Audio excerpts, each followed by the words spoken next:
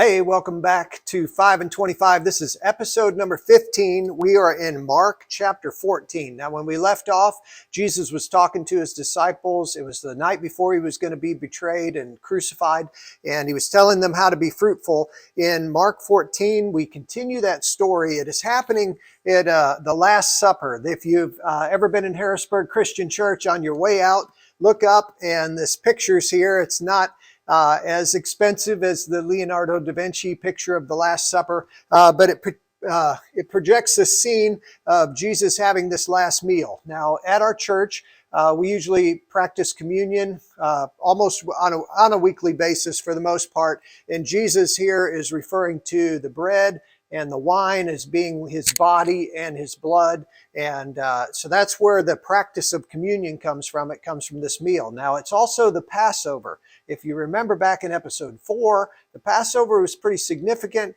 and it was foreshadowing and pointing towards this future event where someone would be sacrificed for sin. And here it's happening on Passover week. Jesus is going to be sacrificed for sin. All right, now there's a few things to point out in this chapter.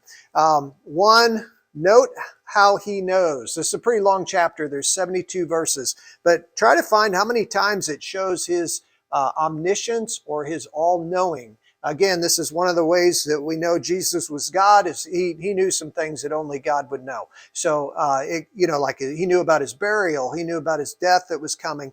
He knew about who was going to betray him and who was going to deny him. I mean, there's just a whole bunch. He even knows when somebody's going to be walking by with a water jar. So that's pretty fascinating. The second thing, and this you'll find this in verse 36, where he is wanting God's will to be done, even when it's going to be difficult for him. So he knows how painful and how awful the next day is going to be when he's crucified. Notice his prayer. God, if there's another way, let's do it differently. But not my will, but yours be done. And I think that's a good model for our own prayers and for us to seek God's will and to trust his will. The last thing to note, he's being accused of blasphemy. Now, that idea of blasphemy, it just simply means he's misspeaking about God. He's saying something sacrilegious. And when Jesus gives this statement, it's kind of an odd statement in verse 62 about the Son of Man and the clouds of heaven. You'll see him at the right hand of God.